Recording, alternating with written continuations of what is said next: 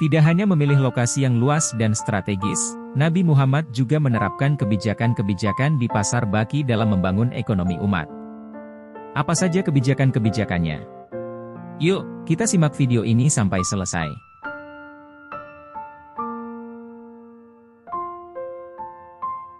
Assalamualaikum warahmatullahi wabarakatuh.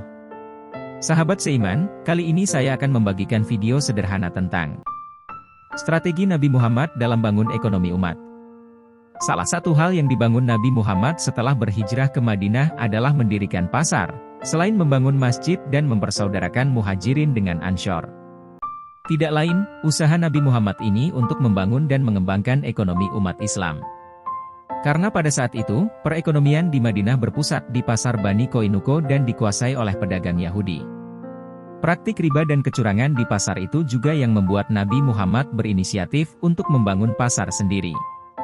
Nabi Muhammad melihat beberapa tempat untuk dijadikan lokasi pasar. Semula Nabi dan para sahabat melihat-lihat lokasi pasar An-Nabit, namun beliau tidak setuju dengan lokasi itu.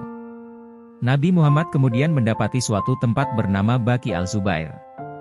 Beliau memberikan tanda bahwa di lokasi itu akan dibangun sebuah pasar, namun Ka'ab bin Al-Ashraf, seorang Yahudi marah-marah mengetahui hal itu. Dia merusak tanda yang disematkan Nabi di lokasi tersebut. Mengetahui hal itu, Nabi Muhammad tidak marah. Beliau lalu memindahkannya ke satu lokasi dekat kuburan Bani Saidah.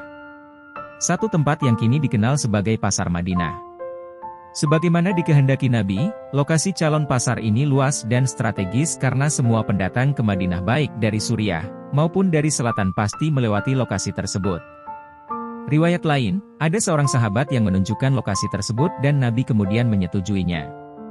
Pada saat itu, pasar Nabi ini disebut Baki Al-Khoil atau Pasar Baki, dan di sampingnya kuburan Baki Al-Ghorqad.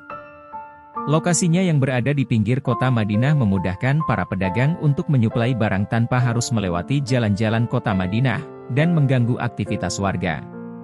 Dengan demikian, pasar tersebut berhasil menyediakan komoditas yang lebih banyak dan lebih lengkap untuk mencukupi kebutuhan warga Madinah, sehingga berhasil menyaingi bahkan mengalahkan pasar Koinuko yang dikuasai kaum Yahudi.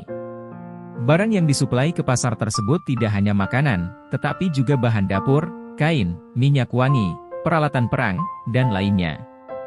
Dalam Al-Tarotib Al-Idariyah, sebagaimana diceritakan Nizar Abbashoh dalam Sejarah Madinah, 2017, berbagai macam komoditas dipasok ke pasar Baki tersebut, di antaranya, tepung, minyak samin, madu, beragam buah-buahan dari Taif, beragam biji-bijian dari Suriah, aneka warna pakaian dan kain sutra, aneka minyak wangi, zafaran, misik, anbar, dan zanbak atau lili, obat-obatan, dan gula.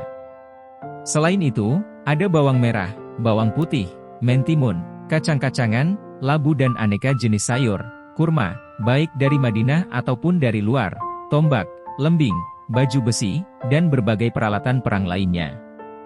Tidak hanya memilih lokasi yang luas dan strategis, Nabi Muhammad juga menerapkan kebijakan-kebijakan di pasar Baki dalam membangun ekonomi umat. Pertama, tidak mengizinkan seseorang membuat tempat khusus di pasar. Maksudnya, para pedagang dilarang membuat lapak khusus di pasar. Siapa yang datang duluan, dia yang berhak menempati lokasi itu. Ini dimaksudkan agar para pedagang datang lebih awal untuk memilih tempat yang strategis. Dengan kebijakan ini, maka tidak ada diskriminasi dan tidak ada pedagang yang dirugikan karena pasar menjadi milik bersama. Suatu hari Nabi Muhammad mendapati ada sebuah tenda berdiri di pasar. Setelah ditanyakan, ternyata tenda itu milik Bani Haritsah yang menjual kurma. Nabi Muhammad kemudian memerintahkan agar tenda itu dibongkar. Kedua, membebaskan pedagang dari pajak dan upeti. Para pedagang yang ada di pasar Baki tidak ditarik untuk membayar retribusi. Tentu saja kebijakan ini sangat menguntungkan para pedagang karena laba mereka menjadi utuh, tidak berkurang untuk membayar ini dan itu. Ini pasar kalian, jangan disempitkan dan jangan ditarik retribusi, sabda Nabi Muhammad kepada para sahabatnya. Ketiga, mengekspor komoditas. Nabi Muhammad juga mendorong agar para pedagang di pasar mengekspor barang-barang komoditas. Misalnya kurma, karena Madinah merupakan daerah pertanian dan penghasil buah tersebut. Nabi Muhammad juga turun langsung ke pasar untuk mengawasi agar praktik-praktik transaksi sesuai dengan ajaran agama Islam.